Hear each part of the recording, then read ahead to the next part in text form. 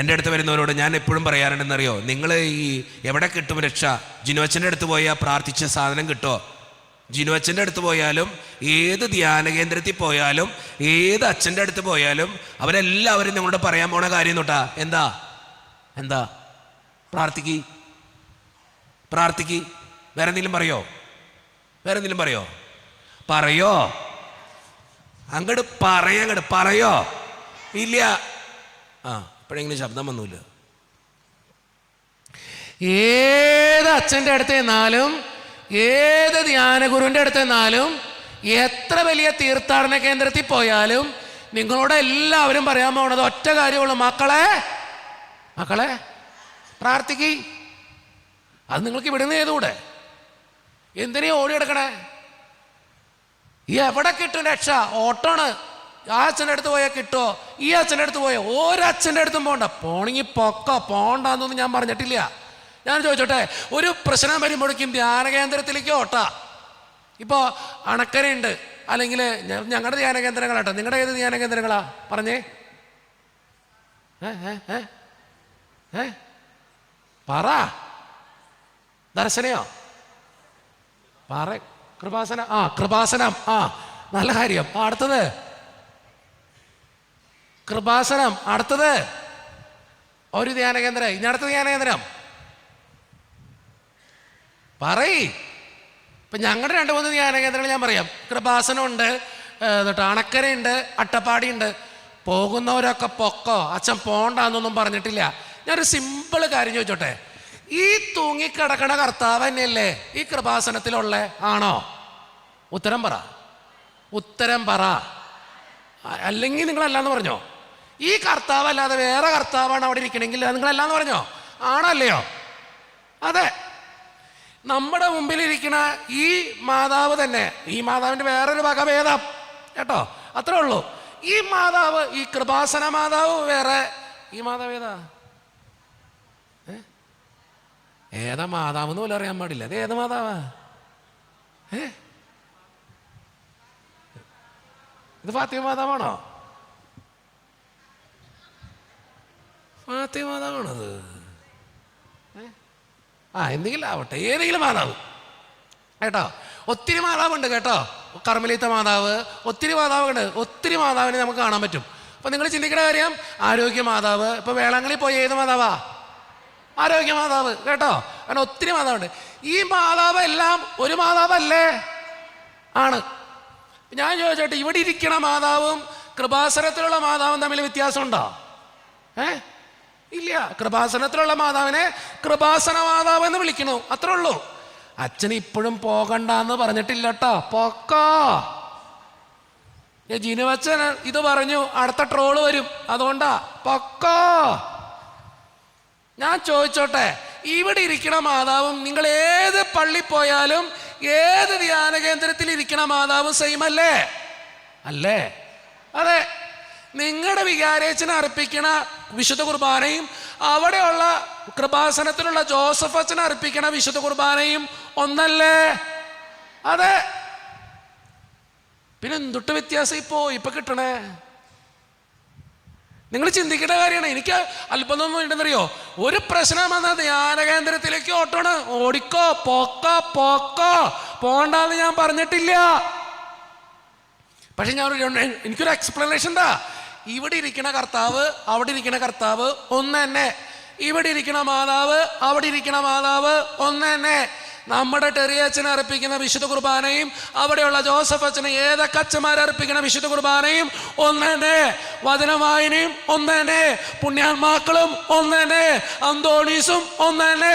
സെബസ്ത്യാനോസും ഒന്ന് തന്നെ. പിന്നെ എന്തുട്ടടവേ വ്യത്യാസം? ഇരിക്കണ ഇരിപ്പൊക്കെ ഒരൊറ്റ പൊട്ടിയിൽ ഓടിക്കാനാ തോന്നണേ. തെണ്ടി തിരിഞ്ഞ് നടക്ക, എവിടെ പോയാൽ കിട്ടും രക്ഷ? എന്താണ്? ഇതെല്ലാം ഒന്ന് തന്നെയാണെന്ന്. ഒറ്റ കാര്യ വ്യത്യാസമുള്ളൂ. എന്നതറിയോ? ഈ പോകുന്ന മനുഷ്യന്റെ വ്യത്യാസമുള്ളൂ. നിങ്ങൾ ചിന്തിക്കുന്ന ഈശോ, അവിടെയുള്ള ഈശോ ഇവിടെയുള്ള ഈശോ ഒന്ന് തന്നെയാ. ഈ കുരിശിൽ കിടക്കണ ഈശോനെ തന്നെ അവിടെ ചെന്നാലും കാണാൻ പറ്റുള്ളൂ. നിങ്ങൾ എവിടെ പോകേണ്ടത്? ഇവിടെ ഇരുന്ന് പ്രാർത്ഥിച്ചാൽ മതി.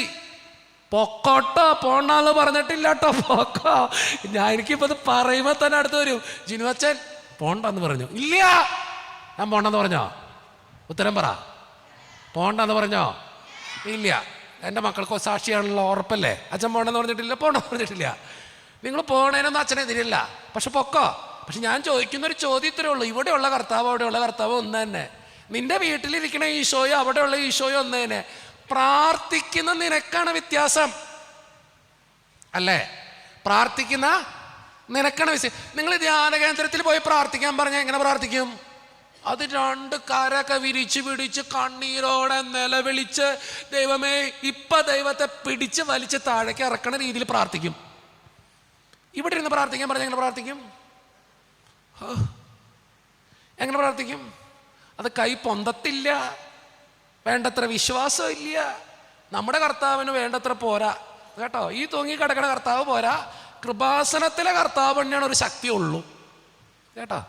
ഇവിടെ ഇരിക്കണ മാതാവ് പോരാ കേട്ടോ, കൃപാസനത്തിലെ മാതാവിനാണ് ശക്തിയുള്ളൂ. ആണോ? തുടങ്ങിയിട്ടുണ്ട് കർത്താവേ. ഞാൻ പറഞ്ഞത് പോണ്ടെന്ന് പറഞ്ഞോ? പോണ്ടെന്ന് പറഞ്ഞോ? പൊക്കോ പൊക്കോ, പോണ്ടെന്ന് അച്ഛൻ പറഞ്ഞിട്ടില്ല. പക്ഷെ നിങ്ങൾ പ്രാർത്ഥിക്കുമ്പോൾ ചിന്തിച്ചു, എവിടെ ചെന്നാലും മാതാവിൻ്റെ. നിങ്ങളിപ്പോൾ ഫാത്തിമ മാതാവിൽ പോയി, ലൂർദിൽ പോയി പ്രാർത്ഥിക്കുകയാണ്, വേളാങ്കണ്ണി പോയി പ്രാർത്ഥിക്കുകയാണ്. എടി പോയി പൊക്ക, നല്ല കാര്യം. ഒരു ആത്മീയ അരൂപി അവിടെ ഉണ്ട്, സത്യമാണ്. അച്ഛനും പോയിട്ടുണ്ടില്ല, അതൊന്നും പറയത്തില്ല. ഒരു ആത്മീയ അരൂപി, ഇപ്പോൾ വേളാങ്കണ്ണി അച്ഛൻ പോയിട്ടുണ്ട്, ഒരു ആത്മീയ അരൂപി അവിടെ നിൽപ്പുണ്ട്, സത്യമാണ്. എൻ്റെ ഈ പള്ളിക്ക് അടുത്തായിരുന്നു ഇപ്പം. ഞാൻ 5 വർഷം മുമ്പ് ഇരുന്ന് എങ്ങോട്ട് വേണോ കൃപാസനത്തെ കുറിച്ച് പറഞ്ഞിട്ട് ഇഷ്ടപ്പെട്ടില്ലേ? ബഹിഷ്കരിച്ചു പോയോ 5 എണ്ണം? അച്ഛനെ ധ്യാനം ഞങ്ങൾ കൂടുന്നില്ല എന്ന് പറഞ്ഞിറങ്ങി പോയോ? അങ്ങനെയാണോ? ഓക്കെ, എന്തെങ്കിലും ആവട്ടെ, അത് നിങ്ങൾക്ക് ബാത്റൂമിൽ പോകാനായിരിക്കും. നിങ്ങൾക്കോക്കെ അച്ഛൻ തമാശ പറഞ്ഞു മാത്രമേ ഉള്ളൂ. ഞാൻ പറഞ്ഞതറിയോ, എൻ്റെ മക്കളെ, നിങ്ങളുടെ പ്രാർത്ഥനയുടെ ശക്തിയാണ് അവിടെ തീരുമാനിക്കുന്നത്. അല്ലാണ്ട് നിങ്ങളിപ്പോൾ കൃപാസനത്തിൽ ചെന്നാലും എവിടെ ചെന്നാലും നിങ്ങൾ പ്രാർത്ഥിക്കാതെ കിട്ടുമോ? അവിടെ ചെന്നാലും ജോസഫ് അച്ഛൻ നിങ്ങളോട് എന്താ പറയണേ? പ്രാർത്ഥിക്കാനല്ലേ? ഉത്തരം പറ, ഉത്തരം പറ. അതെ, പിന്നെ എന്തിനേയും ഓടി കിടക്കണേ? ഇവിടെ വന്നാൽ മതി, ഈ തമ്പുരാൻ്റെ മുമ്പിൽ നിന്ന് പ്രാർത്ഥിച്ചാൽ മതി. ഒരച്ഛൻ്റെ അടുത്തും പോണ്ട. പൊക്കോ പോണ്ടാന്നൊന്നും ഞാൻ പറഞ്ഞിട്ടില്ലെങ്കിൽ എൻ്റെ കർത്താവേ അച്ഛൻ പറഞ്ഞു പോണ്ടാന്ന്. നോ നോ നോ, പൊക്കോ. നിങ്ങൾ പ്രാർത്ഥിച്ചാൽ കിട്ടും. അത് മനസ്സൊരുക്കി പ്രാർത്ഥിച്ചാൽ മതി, വേറെ ഒന്നും ചെയ്യേണ്ട. നിങ്ങൾ മനസ്സൊരുക്കി ഉപവാസം എടുത്ത് നിലവിളിച്ച് വചനം വായിച്ച് കർത്താവിൻ്റെ മുമ്പിൽ നിന്നോക്ക്, നിന്റെ പ്രാർത്ഥനയ്ക്ക് ഉത്തരവുണ്ടാവും. നിങ്ങൾ ഏത് ധ്യാന കേന്ദ്രത്തിൽ ചെന്നാലും ഏത് അച്ഛന്മാരുടെ അടുത്ത് ചെന്നാലും അവരും നിങ്ങളോട് പറയുന്നത് തന്നെയാ, മക്കളെ നിങ്ങളുടെ ജീവിതത്തിനൊരു പ്രശ്നമുണ്ട്, ആ പ്രശ്നം മാറാൻ പ്രാർത്ഥിക്കുക. ഇതന്നെ ഞാൻ നിങ്ങളോട് പറയണുള്ളൂ. എന്നെ കേട്ടുകൊണ്ടിരിക്കുന്ന കോട്ടപ്പുറം പള്ളിയിലെ എല്ലാ മക്കളോടും പറയാ, നിങ്ങളുടെ ജീവിതത്തിനൊരു പ്രശ്നം ഉണ്ടെങ്കിൽ നിങ്ങൾ പ്രാർത്ഥിച്ചാൽ അത് മാറിപ്പോവും, ദൈവത്തിൻ്റെ കൃപയുണ്ടാകും, അനുഗ്രഹം ഉണ്ടാവും. കേട്ടോ കേട്ടോ? ചെവിയുള്ളവൻ ഇന്ന് എൻ്റെ മക്കള് ഊർജ്ജസ്വലരായിട്ടിരിപ്പുണ്ട് കേട്ടോ. എന്ത് പറ്റിയെന്നറിയാൻ പാടില്ല, എന്തോ സംഭവിച്ചിട്ടുണ്ട്. വല്ലതും ഉയർത്തി പറഞ്ഞേ ഹല്ലേലൂയ, ഹല്ലേലൂയ, ഹല്ലേലൂയ. അപ്പം എൻ്റെ ജീവിതത്തിലെ തടസ്സം മാറാൻ ആര് പ്രാർത്ഥിക്കണം? ആര്? ഞാൻ പ്രാർത്ഥിക്കണം. നമ്മളല്ല, ഞങ്ങളല്ല, നമ്മളും അല്ല കേട്ടോ. ആര് പ്രാർത്ഥിക്കണം? വന്നല്ലോ വനമാല. വന്നു കയറി ഇരുന്നിട്ടുണ്ട്. ഓക്കെ, എന്തെങ്കിലും ആവട്ടെ. അവിടേക്ക് ചെന്നപ്പോഴേക്കും ഓടിച്ചു വിട്ടുണ്ടോ? എന്തെങ്കിലും ആവട്ടെ. ഓക്കെ, അപ്പം ഞാൻ പറഞ്ഞറിയോ, നിങ്ങളുടെ ജീവിതത്തിൽ ഒരു പ്രതിസന്ധി വന്നാലും സങ്കടം വന്നാലും നിങ്ങൾ പ്രാർത്ഥിച്ചു നോക്ക്, അതിൻ്റെ അഭിഷേകം ഉണ്ടാവും, അനുഗ്രഹം ഉണ്ടാവും. കാരണം എപ്പോഴേയും പോകണ്ട. പോകുന്നതൊക്കെ നല്ല കാര്യം കേട്ടോ. അച്ഛൻ അതിനെ എതിർക്കുന്നൊരു മനുഷ്യനൊന്നല്ല. പൊക്കോ, ഒരു ആത്മീയ അരൂപിക്ക് വേണ്ടി കുറച്ച് നേരത്തെ സമാധാനം. അച്ഛനും പോകാറുണ്ട് ധ്യാന കേന്ദ്രങ്ങളിൽ, ഇല്ലാന്നല്ല. ഇപ്പോൾ വേളാങ്കണ്ണി എൻ്റെ അപ്പനമ്മയും സ്ഥിരം പോകുന്ന ഒരാൾക്കാരാണ്. എൻ്റെ അപ്പനമ്മയും വേളാങ്കണ്ണി പോവും. ഞാൻ പറയാം പൊക്കോളെന്നെ പറയാറ്. എൻ്റെ അപ്പൻ അവിടെ പോയിരുന്ന് കുറച്ച് നേരം ഇരുന്നാൽ ഭയങ്കര സന്തോഷമാണ്. ഇപ്പം കലൂര് സെൻറ്റ് ആൻ്റണീസിൻ്റെ പള്ളിയാണ്, ഞാൻ പോയിരിക്കാറുണ്ട്. എനിക്ക് ഏറ്റവും ഇഷ്ടപ്പെട്ടൊരു പുണ്യവാനാണ് അന്തോണീസ് പുണ്യവാൻ. അതുകൊണ്ട് ഞാൻ എപ്പോഴും പോയിരിക്കും അവിടെ. എനിക്ക് പറ്റാവുന്ന നേരത്തിൽ വേറെ ഒന്നുമില്ല, കുറച്ച് നേരം പോയി ആ പള്ളിയിൽ പോയി ഇങ്ങനെ ഇരിക്കും. ഞാൻ കുറച്ച് നേരം പോയിരിക്കും. ഒരു സങ്കടം വരുമ്പോൾ, ഒരു വിഷമം വരുമ്പോൾ പോയിരിക്കും. അത് സത്യമാണ്, ഞാൻ പോയിരിക്കാറുണ്ട്. അതുകൊണ്ട് ഞാൻ നിങ്ങളോട് പറഞ്ഞേ, നിങ്ങൾക്ക് എവിടെ സമാധാനം കിട്ടും അവിടെ പോയിരുന്നോ. പക്ഷെ നിങ്ങളുടെ പ്രാർത്ഥനയ്ക്ക് ഉത്തരം കിട്ടണമെന്നുണ്ടെങ്കിൽ നിങ്ങൾ പ്രാർത്ഥിക്കണം. വേറൊരു വഴി അതിനില്ല. അത് ഏത് ധ്യാനഗുരുവിൻ്റെ അടുത്ത് പോയാലും, ഏത് ധ്യാന കേന്ദ്രത്തിൽ പോയാലും, എവിടെയൊക്കെ പോയാലും, ഇപ്പോൾ വേളാങ്കണ്ണി ചെന്ന് മുട്ടുകുത്തി നീന്തിയാലും നിങ്ങൾ പ്രാർത്ഥിക്കണത് നിങ്ങൾ പ്രാർത്ഥിച്ചാൽ നിങ്ങൾക്ക് ഉത്തരം കിട്ടും, അനുഗ്രഹം ഉണ്ടാവും. മനസ്സിലായോ? മനസ്സിലായോ? മനസ്സിലായോ?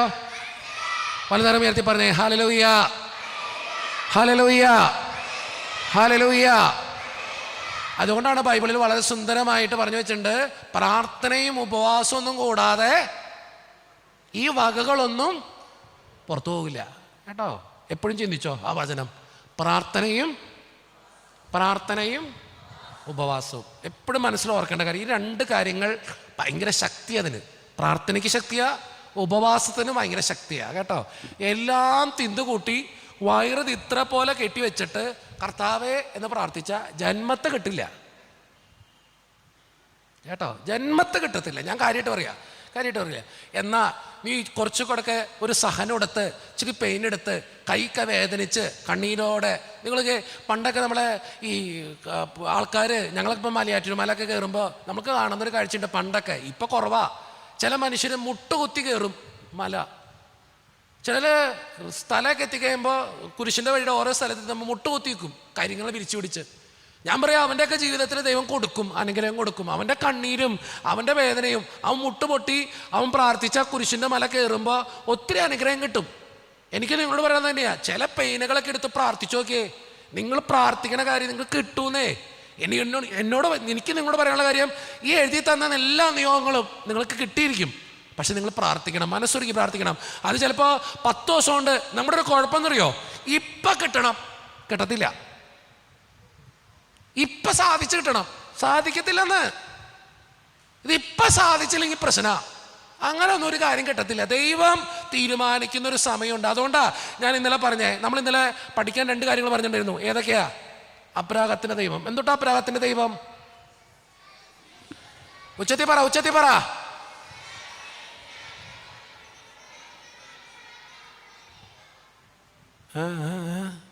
ഒന്നുകൂടെ പറഞ്ഞേ.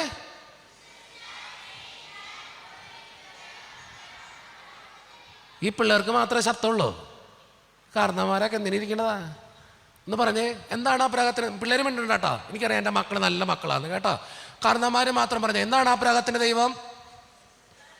വിശ്വസിച്ചാൽ, സ്നേഹിച്ചാൽ കൂടെ നിൽക്കുന്ന ദൈവമാണ് അബ്രാഹാമിന്റെ ദൈവം. ഇസഹാക്കിന്റെ ദൈവം